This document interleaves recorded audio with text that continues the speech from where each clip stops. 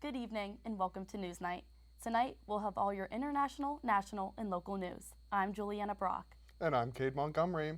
A Russian missile struck a small town in Ukraine. Find out the toll from the attack. And workers for the Pittsburgh Post-Gazette passed a milestone in their strike. Where do talks stand 1 year in? All this and more coming up on NewsNight.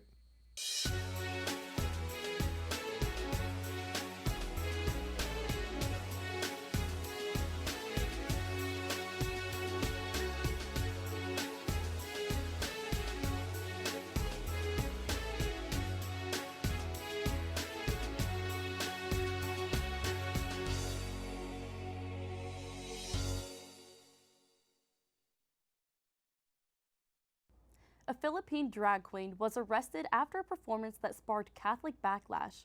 33-year-old Amadeus Fernando Pageant, whose drag name is Pura Luca Vega, was arrested on October 4th after a performance from July went viral. According to CNN, Pageant, who uses they-them pronouns, dressed as Jesus Christ and performed a rock rendition of the Lord's Prayer, which violated the country's obscenity laws, causing them to get arrested. During the performance, Pageant was singing Ama Namen, the tag-along version of the Lord's Prayer, in a bar while wearing robes to imitate Catholic vestments, along with a golden halo. This viral performance sparked outrage and was headline news in the Philippines. The Philippines is a deeply Christian country that revolves most of its politics and culture around the Catholic Church. According to CNN, there is a law that prohibits, quote, immoral doctrines, obscene publications and exhibitions, and indecent shows by offending any religion, end quote. Pageant also allegedly violated a cybercrime law since the video was shared online. A criminal complaint was filed in August by the Eos del Nazareno Central, a group that represents devotees of the Black Nazarene, who posted on Facebook, quote, devotees will not allow the defamation of the name of the Lord Jesus of the Nazarene, end quote. Politicians also went on television shows to critique Pageant's performance by stating it was, quote, blasphemous, disrespectful, and offensive, end quote. Pageant apologized to those who felt, quote, uncomfortable by their performance. They told CNN affiliate CNN Philippines in an interview that their performance was about the feeling of exclusion a queer person experiences in a deeply Catholic country. Pageant wrote on X shortly after the performance, quote, I understand that people call my performance blasphemous, offensive, or regrettable. However, they shouldn't tell me how I practice my faith or how I do my drag. That performance was not for you to begin with. It is my experience and my expression of having been denied my rights, end quote. Carlos Condi, a Human Rights Watch senior researcher, claimed Pageant's arrest was an outrage and a, quote, overreaction on the part of those who felt offended, end quote. The media is still being flooded with statements against Pageant and those in support of Pageant's performance as he remains in jail in the capital of the Philippines. Mele Barajas, commonly referred to as Mexico's Queen of Tequila, is holding her own in the male-dominated tequila industry. According to ABC News, Barajas is the master distiller behind Leyenda de Mexico, which translates to Legends of Mexico Tequila. In Mexico, there are around 140 tequila distilleries, but what sets Legend of Mexico apart is that it's the only distillery that is run and operated solely by women. Barajas told ABC News, quote, predictions were that I wouldn't even last 6 months in this business. I wanted to enter a world ruled by men, by people who had grandparents or great-grandparents in the business, people who already had a tradition, end quote. When talking about her staff, she also said, quote, some of the workers are single moms, women who want to leave their town, who want something different for themselves. They are my motivation. It motivates me to see what they do to get ahead, to survive, end quote. Barajas said that this company was inspired by her father, and although he unfortunately passed away before getting to see her success, she said that he, quote, is seeing it all from heaven, end quote. Exterminators in France are noticing an outbreak of a little brown bug. Reporter Leslie Krebs has more on the country's reaction to the infestation. France is seeing an uptick in bedbug cases this year concerning its citizens and lawmakers. The insect in question has been ravaging not only hotels and people's apartments, but has now been seen in cinemas and on public transportation. People have reported being bit in movie theaters and trains, causing France's citizens to stop attending the movies and instead stand on their ride to work. Another concern is the risk of spreading the insects internationally. Americans are worried huge cities like New York and Los Angeles will be the next targets. Others are concerned for what this might mean with the Olympics held to take place in just less than a year. Will they have the situation under control enough to hold the worldwide spectacle, or will athletes and spectators alike go home unknowingly with the parasite? France's officials are insisting this is nothing out of the ordinary, and every year the country sees a rise in cases, and that this is merely the cause of social media spreading panic, and there is no real cause for concern. Although, with pest control saying they've seen an unprecedented rise in cases since last year, combined with the blood-sucking pests becoming resistant to some forms of deterrent, it leaves France's citizens uneasy. A precision missile struck an eastern Ukrainian cafe, killing 52 people with only 6 survivors. The attack happened in the small village of Horoza, a village with a population of 300 people. The cafe was closed due to the Russia-Ukraine war, but opened its doors for dead soldiers' funeral wake. The wake included multiple families and people from almost every household in the village, leaving every house losing at least one member in the attack. The cafe was destroyed and, quote, entire families perished in an instant, end quote. An 1,800-year-old relic has been destroyed. NewsNight reporter Ashton Harder is here with more on why the incident occurred. A 40-year-old American tourist has been arrested for smashing statues in an Israel museum in Jerusalem. Last Thursday, Israeli police said that the tourist caused, quote, substantial damage, end quote, to the ancient sculptures. The suspect's lawyer has requested that the suspect's name be withheld. In the photos provided by the Israeli museum, at least 2 statues are damaged and lying on the floor. These statues are said to be a 2nd century Roman sculptures. The police have also said that he defaced the statues, because they were, quote, adulterous and contrary to the Torah, end quote. The expected release of the American tourist was this past Monday. U.S. forces stationed in Syria shot down an alleged Turkish drone via F-16. The Pentagon spokesman Brigadier General Patrick Ryder said in a statement that, quote, the UAV, which was now less than half a kilometer from U.S. forces, to be a potential threat. U.S. F-16 fighters subsequently shot down the UAV in self-defense, end quote. The U.S. forces in question stated that they tried to contact the military multiple times before deciding to shoot the drone. However, the Turkish government denied ownership. Coming up, gymnast Simone Biles made history at the Gymnastics World Championships last week. More about her accomplishment after the break.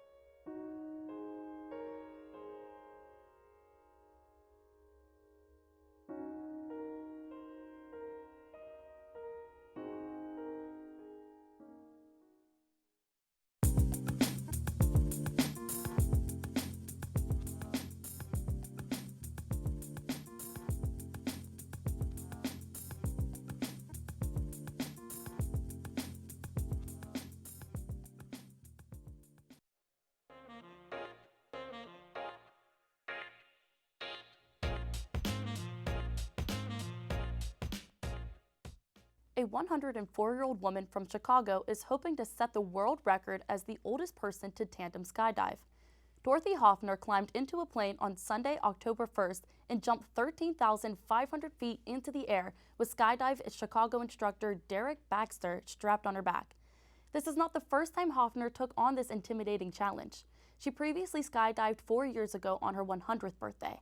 Hoffner told CNBC that she wanted a redo because she did not want to be pushed out of the plane, but wanted to lead this jump herself.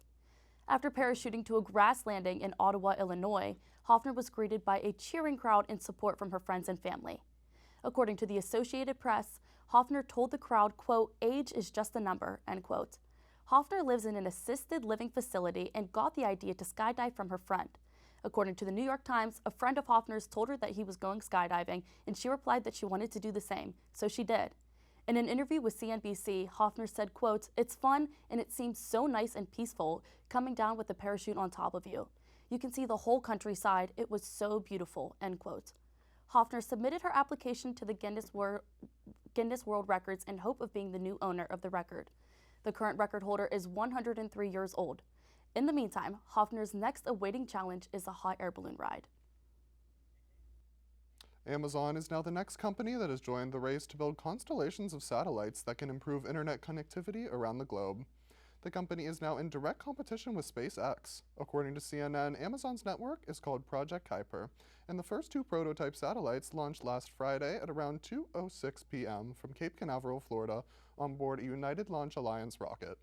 CNN reported that Rajiv Baidyol, who is the vice president of technology on this project, recently said in a statement, quote, "We've done extensive testing here in our lab and have a high degree of confidence in our satellite's design, but there's no substitute for an on-orbit testing. This is Amazon's first time putting out satellites into space, and we're going to learn an incredible amount, regardless of how the mission unfolds," end quote. If this mission is a success, it could be the start of Amazon sending many more satellites into orbit, with an eventual goal of over 3,200 satellites. CNN also reported that if this mission is successful, Amazon intends to launch its first production satellites at the beginning of next year and offer beta testing to customers by the end of next year. Homecoming is normally a time for celebration, but one school's festivities turned to tragedy after a shooting on campus. Reporter Logar Abdus has the story. 5 people were injured in a shooting during Morgan State University's homecoming celebration, officials say. The shooting occurred shortly after the coronation of Mr. and Miss Morgan State on October 4th. 4 men and 1 woman were among the victims. Students sheltered in place for over 3 hours following the shooting. Connor Crowder, a sophomore from Baltimore, says that he saw people running and, quote, "First I was wondering what they were running for, then I was wondering where we should go," end quote. In response to the incident, Morgan State University President David Wilson canceled the following day's class and other activities surrounding homecoming until the perpetrator was caught.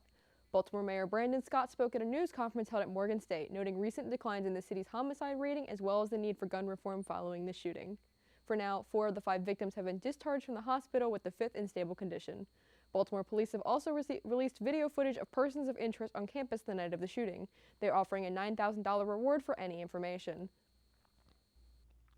Concerns arose in Virginia for the upcoming November 7th election as Virginia Governor Glenn Youngkin's election team misclassified 270 voters from the voter polls.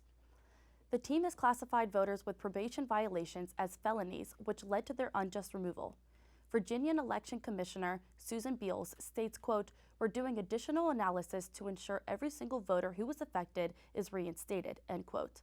Democratic political figures are calling for a federal investigation into Youngkin. Representative Robert Scott raises that, quote, "There must be an immediate investigation by the U.S. Department of Justice into how this happened in the run-up to a very consequential election next month," end quote. One Colorado town is under a state of emergency after police investigated a local funeral home. Reporter Leslie Krebs is here with the details. Leslie? On October 4th, the Fremont County Sheriff's Office in southern Colorado began an investigation on the Return to Nature funeral home after reports of a foul odor being emitted. When police arrived on the scene, they discovered over 115 bodies being improperly stored and as the source of the odor. The sheriff requested the aid of the Federal Bureau of Investigation, which is bringing a specialty laboratory team from Quantico, Virginia, who will be better equipped to handle the scene. A local disaster emergency has been declared in the town due to circumstances. The investigation could be an ongoing matter due to the sheer magnitude of the situation. County Sheriff Alan Cooper stated, quote, "The air of the funeral home where the bodies were stored was horrific," end quote. Investigators have been in contact with the owners of the funeral home and they are being cooperative so far, but no arrests have been made. Right now, the sheriff's main focus on the investigation is on the deceased and their relatives. They'll be releasing no further information until more evidence and answers are found. Gymnast Simone Biles continues to impress, winning her 6th World Championship only 10 years after winning her first. With this victory, Biles becomes the gymnast with the most wins of all time, with 34 medals in competition, 21 of them being gold. What makes this win so remarkable, though, is that this comes after a 2-year break from the sport. For those who don't remember, Biles suffered from a mental health phenomenon called twisties, which affects one's spatial awareness when twisting in the air. Because Biles qualified for 4 main events, she has an opportunity to duplicate what she did in 2018, winning 6 medals. In doing so, Biles will be the first woman in 30 years to win a medal in every event. Looking forward, 3 years after stepping out in Tokyo, Biles is planning to attend and compete in the 2024 Olympic Games in Paris. Coming up, Pittsburgh Post-Gazette workers react to their first year on the picket line, and later, a look at your Pittsburgh weather. Don't go anywhere.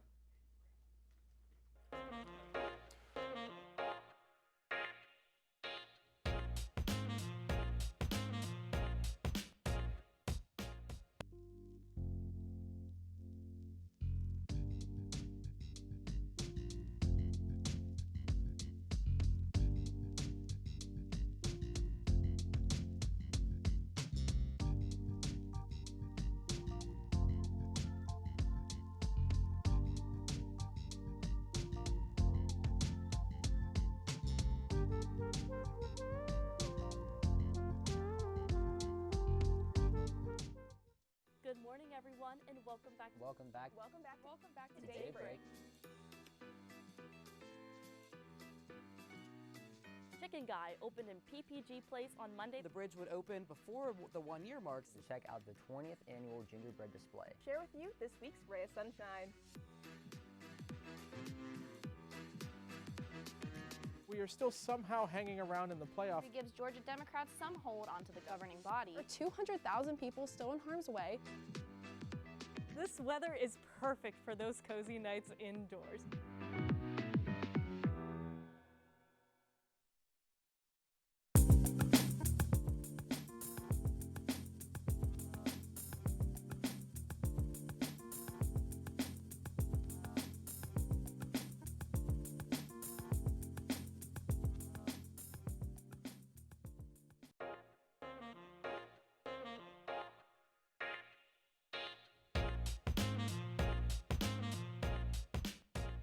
Ten alligators were seized from a man's home in Kiski Township. Humane agents confiscated the gators from Dominic Hayward's home on Thursday, October 5th, after one of the alligators wandered up the street onto a neighbor's porch on Brownstown Road. It all started when Hayward's neighbor, Tony Galarski, was expecting visitors on Thursday night. Galarski received a call from one of his friends stating that there was an alligator on his porch. Galarski said, quote, "I opened the door and looked up like that, and it was right there, about a 5 or 6 foot alligator," end quote. This incident took place after township officials considered banning alligator ownership and breeding in the area. This consideration caused outrage from the public, leading them to believe this ban would extend to no exotic animal ownership at all, or even regular house pets. Galarski, who is in favor of banning alligator ownership and breeding, believes the gator wandered up the street from Hayward's home. Galarski said, quote, "You opened your door to step out, it could have taken your leg off or something," end quote. Later that evening is when the 10 gators were taken from Hayward's home. According to KDKA, the seized alligators will be taken to a reptile sanctuary in the south. In regard to the confiscation of the gators, Galarski stated, quote, "Yes, that makes me really happy," end quote. Actor and musician Keanu Reeves was recently here in downtown Pittsburgh alongside his band Dogstar for a stop on their Somewhere Between the Power Lines and Palm Trees tour, where they performed at Mr. Small's Theater this past Friday, October 6th. A day before the performance, Reeves was out and about in the Steel City and even made a stop at the downtown location of a Pittsburgh business, the Coffee Tree Roasters. According to their website, the Coffee Tree Roasters opened their first location in Pittsburgh Squirrel Hill in 1993 as a simple coffee shop, but since then it has grown and opened a variety of locations in the Pittsburgh area. The company is currently run by Jean Swoop and is a certified women-owned and operated business. The official Facebook account for the business posted a photo of Reeves on Thursday, October 8th, holding a Coffee Tree Roasters cup with a caption that said, quote, "Coffee Tree Roasters, Keanu Reeves approved.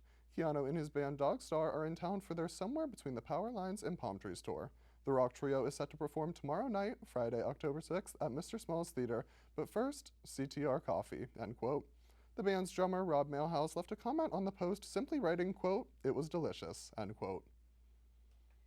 A drag race in Westmoreland County took the life of a local man. NewsNight's Ashton Harder is here with the details. 37-year-old Ronnie Jean Ruggiero passed away after failing to come to a stop last Saturday. Ruggiero was drag racing in his pickup truck in Keystone Race Day Saturday afternoon. His vehicle failed to come to a stop at the end of the track and went into the gravel safety pit, crashing into the sand safety mound at high speeds. At the time of the accident, Ruggiero was wearing a 5-point harness as well as a helmet. According to Westmoreland County Coroner Tim Carson, Ruggiero died from his injuries at the raceway. The City of Pittsburgh's plastic bag ban goes into effect this Saturday, October 14th. This will prohibit retail establishments such as grocery stores, restaurants, and convenience stores from using single-use plastic bags or non-recyclable paper bags. Paper carry-out bags will still be permitted for customers to purchase for a minimum of 10 cents per bag, and the retailers will be able to keep that bag fee. This ban is part of the city's efforts to reduce high amounts of plastic waste and create a cleaner and healthier environment for city residents.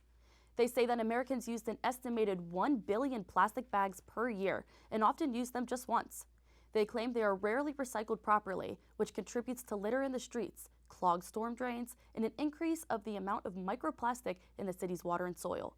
For retailers who would like to use up their remaining inventory of plastic bags, the city is considering permitting this free of penalty until January 1st of 2024. The Carnegie Museum of Natural History is making changes to a controversial display. NewsNight's Logar Abdus is in studio with more on the museum's planned changes. The Carnegie Museum of Natural History plans to remove a famous taxidermy diorama after changing museum policy. The diorama, known as Lion's Attack on a Dromedary, has been on display at the museum since 1899. In 2017, the North African merchant featured in the diorama was found to be modeled around a human skull and jaw. This removal comes after a new policy on the display of human remains was voted on last September by the museum's Board of Trustees. According to this new policy, human remains will no longer be showcased in the museum without consent.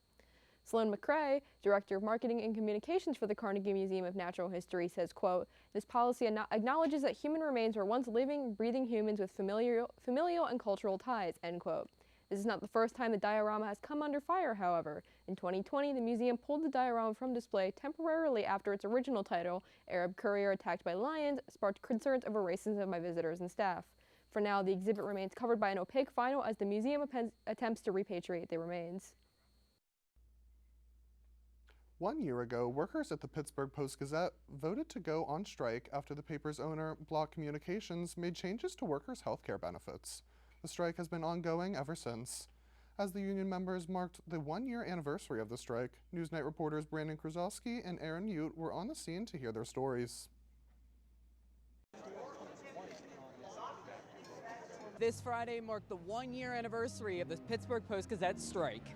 Members of the Newspaper Guild of Pittsburgh and the Pittsburgh Union Progress, an online news outlet from the strike workers, held an event on the 300 block of North Shore Drive on Friday, October 6th, which is right in front of the Post-Gazette office that continues to produce a newspaper with journalists and others who are crossing the union's picket line. We spoke with several strike members to talk about the state of contract negotiations and their experiences over the last year. We spoke with James Van Landingham, a worker in the mailroom. His family has been working for the Post-Gazette for over 100 years. He said that this strike has gone on for far too long. I mean, this was a newspaper that everybody loved to work for at one time. You know, back in my day when I was a kid, this is how you delivered the paper and you learned the value of a dollar. They don't want to agree to anything. Everything they want us to agree on, they don't want to agree to themselves. Helen Fallon is a professor emeritus at Point Park University and a part-time copy editor for the Post-Gazette. She spoke on her experience over the last year and shares what students should take away from the strike.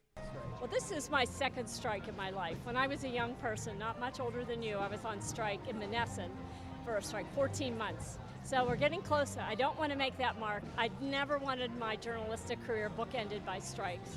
But we think this is a righteous battle, and I'm only a part-time employee, as you know, as I work full-time at Point Park for so many years, and I always worked here. It's just the right thing to do. You can't have a company treat its employees like this. So just for my former students and current students, I've been reporting and editing and writing, much like all of you, and it's made me, again, realize why I have such a passion for journalism and have a passion for unions. It has to happen.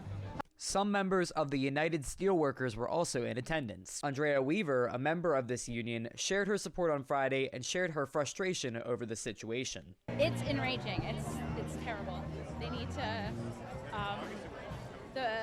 the boss really needs to get their act together, and they need to give the workers a fair contract. To support the News Guild of Pittsburgh, you can go to their website online. Reporting in the North Shore, Brandon Krasowski for NewsNight. The Post-Gazette journalists are still reporting while on strike. Their work can be found at unionprogress.com. At the beginning of the month, the Monroeville Convention Center was the site of the Pittsburgh Gaming Expo. And as gamers tested their skills among dozens of screens, NewsNight's Katsarin was there to watch it all go down. Tons of gaming enthusiasts of all ages traveled to Pittsburgh last week for the 3rd annual Pittsburgh Gaming Expo. This 2-day event, which took place at the Monroeville Convention Center, was a hub for all things video games, board games, and arcade games, and would not have been possible without the Expo's hundreds of volunteers. Yeah, this will be my first year at PGX, and I'm mostly involved with the video game things, but it's really exciting to see all the different things that you have at a convention like this, between the vendors, pinball, arcade machines, live music, and cosplay. Game Masters PGH generously provided a lending library of over 500 tabletop games for guests to check out and enjoy throughout the weekend. Hundreds of machines were set up at the event and were free to play for anyone attending the expo. This event featured gaming consoles from nearly every decade, from the Atari 2600 to the modern-day PlayStation 5. Video game tournaments in nearly every major title were held over the course of the weekend, with the prizes being awarded to the top competitors. My primary involvement was with the video game tournaments, so getting to see some really high-level competitors play in Street Fighter, Super Smash Brothers, was really cool to get to see that. Video game tournaments weren't the only competitions held at this event. Pinball tournaments sponsored by Iron City Pinball and cosplay competitions were held throughout the weekend. PGX had dozens of panels and concerts scattered throughout the weekend, with panelists and bands traveling across the country to attend this exciting event. The expo was also home to over 100 vendors, with many more on the waiting list. With the event growing larger each year, the 2024 Pittsburgh Gaming Expo is not an event you'll want to miss. You can find more information about next year's event at their website, www.pittsburghgamingexpo.com. Reporting for NewsNight, I am Kaiserin. When we come back, a look at your Pittsburgh weather, plus a story about an out-of-place alligator. We'll be right back.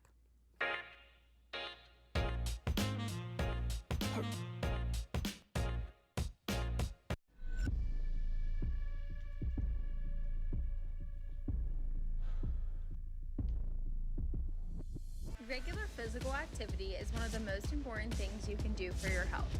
The benefits of physical activity include brain health, weight management, reducing disease, strengthening your bones and muscles, and improving your ability to do everyday activities. So, it's time to get up and be active.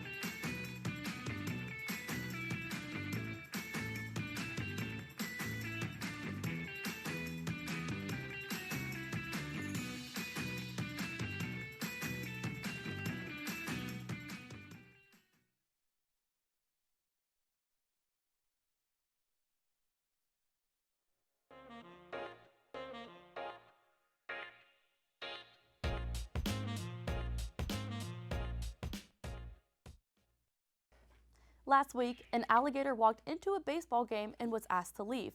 But why? Wally is an emotional support animal who is an 80-year-old, 6 feet long, and 55-pound alligator.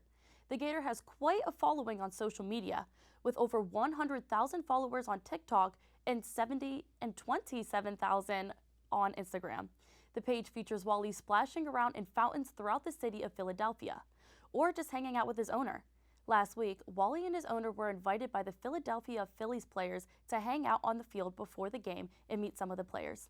However, Citizens Bank Park in Philadelphia does allow service animals and still refused entrance from the giant gator. Henny, the owner, reluctantly left the ballpark and said online that he goes nowhere without his friend Wally. The Phillies reached out to the two, inviting them back for an off-season game this spring. The two said they would move past the misunderstanding and reunite with the team when the time is right.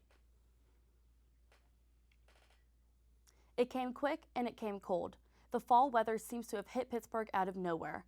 For more on what's coming next, Alex Zonizer is in studio for your Pittsburgh weather report. Alex? Thanks, Juliana. Tomorrow, we're going to see much of the same story as earlier in the week, with the highs reaching just shy of 70 degrees and the lows hovering in the 50s. The day will also have lots of cloud cover, so the sun won't give us much relief from the 6-mile-per-hour winds we should expect through the day. The temperature will peak around 4 p.m. on Thursday, so if you want to get some homework done in Village Park, that might be the best time to do it. But if you're really not into the cold weather, you may need a warm beverage to keep the chill away. There won't be much time for you to go to Village Park after that, because after Friday's temperatures in the 70s, rain is forecasted to fall from Saturday all the way until Tuesday. And if you were planning on seeing some of that solar eclipse on Saturday, you may want to move to Arizona, because even if the rain stops, the 86% cloud cover will block any chance of seeing the night sky.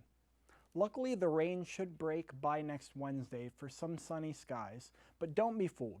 We're not going to see weather in the 70s for a long time, so be sure to savor it while it lasts. Now, back to Juliana and Cade at the desk. Thank you for tuning into this episode of NewsNight. If you want to see more, check out on our social media pages, both Facebook and Instagram at UView Television. You can also check out episodes from all of our shows on our YouTube channel. I'm Cade Montgomery. And I'm Juliana Brock. From everyone here at NewsNight, thank you for watching and have a great night.